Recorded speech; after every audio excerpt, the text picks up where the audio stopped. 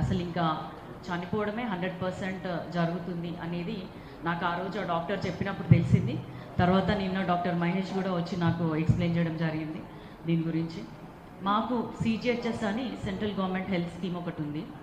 అది 2022లో on paper ఉండే, కానీ దానికి ముందడుగు అసలు పడట్లేదు అని చెప్పి చాలా ట్రై చేశాము. లాస్ట్కి నేను ఏం చేసిన అంటే ఒక లెటర్ హెడ్ మీద దాదాపు మాకు 20 ప్లేసెస్లలో ఈ CGHS అనేది శాంక్షన్ అయింది, కానీ ఆన్ పేపరే ఉంది, ఇంకా ముందుకు ఏం సాగట్లేదు అన్న ఉద్దేశంతో ఆ 20 MPs ఎవరెవరికి ఆ ప్లేసెస్లలో వచ్చిందో వాళ్ళని ఐడెంటిఫై చేసుకొని వాళ్ళకి కాల్ చేసి దాదాపు లాస్ట్ డే రోజు 15 మంది ఎంపీలతో నేను సంతకాలు పెట్టించి తర్వాత దాన్ని మన హెల్త్ మినిస్టర్ అయినటువంటి నడ్డా సార్కి తీసుకెళ్ళడం జరిగింది.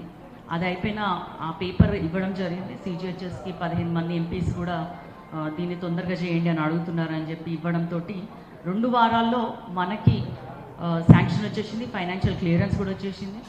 దీనివల్ల ఏమైందంటే మొత్తం 22 ప్లేసెస్లలో కేవలం వరంగల్లో మాత్రమే టోటల్ క్లియరెన్స్ వచ్చింది. ఆ CGHS అనేది త్వరలో స్టార్ట్ అవుతుంది మాకు. ఇది నేను ఎందుకు చెప్తున్నా అంటే ఇదే పాయింట్ రేపు ఈ గడ్డి మందు కానీ పారాక్యూట్ కానీ ఇంత డేంజరస్గా ఉంది, మన ప్రజలు ఇట్లా చనిపోతున్నారు, దీన్ని బ్యాన్ చేయాల్సిన అవసరం ఉంది.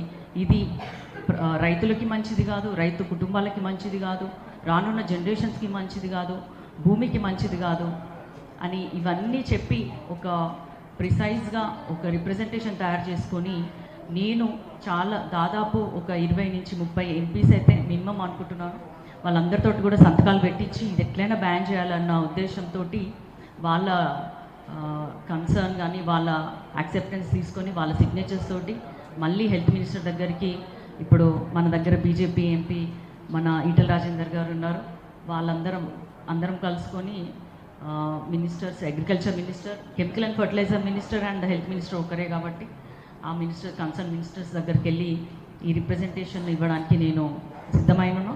ప్లస్ మహేష్కి నేను చెప్పాను ఐ విల్ ట్రై అంటే not just try, it should happen అని చెప్పినారు.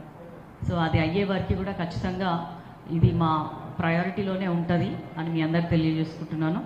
ఇంకొకటి ఏంటంటే ఇంతకుముందు చెప్పినట్టు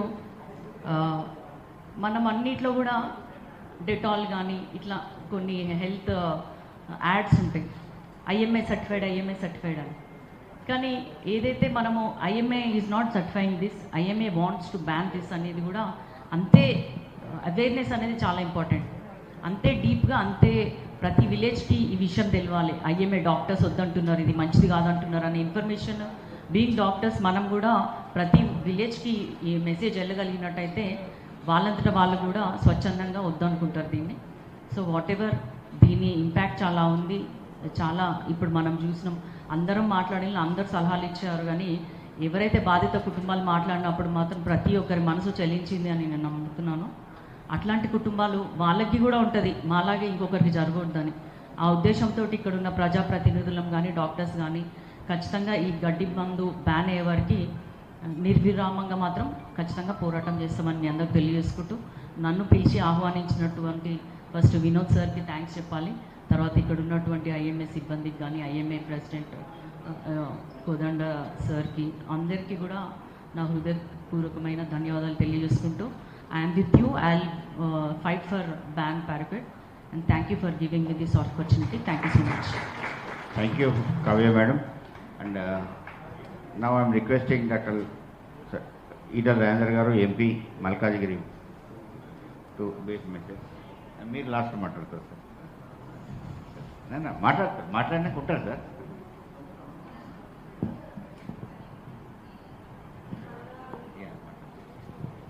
కోదండ రెడ్డి గారు, chairman agriculture and farmers welfare commission, Telangana government. మనకి ఇద్దరు ముఖ్యులు ఉన్నారు ఇక్కడ. కోదండ రెడ్డి గారు చాలా సీరియస్ తీసుకొని మాకు చాలా చక్కగా ఎంకరేజ్మెంట్ చేశారు. స్టేట్ గవర్నమెంట్లో అవుతుందనే ఆశ. నెక్స్ట్ ఈటల రాజేందర్ గారు పార్లమెంట్లో ఉన్నారు. అంటే వీళ్ళిద్దరూ ముఖ్యంగా వాళ్ళకు కన్సర్నింగ్ సెక్షన్స్ ఉన్నాయి, అవుతుందని. ఓ టు కోదండ రెడ్డి సార్. ఈరోజు ఒక కీలకమైన అంశం మీద ఇండియన్ మెడికల్ అసోసియేషన్ రాష్ట్ర అధ్యక్షుడు కిషన్ గారి అధ్యక్షతన ఇక్కడ ఒక సమావేశం ఏర్పాటు చేయడం, మీరు డాక్టర్లందరూ ఈ గడ్డి మందును ఉపసంహరించుకోవడానికి చేస్తున్న కృషికి రాష్ట్ర ప్రభుత్వం పక్షాన, వ్యవసాయ రైతు సంక్షేమం కమిషన్ పక్షాన మీ అందరికీ ధన్యవాదాలు. ఇందులో ముఖ్యంగా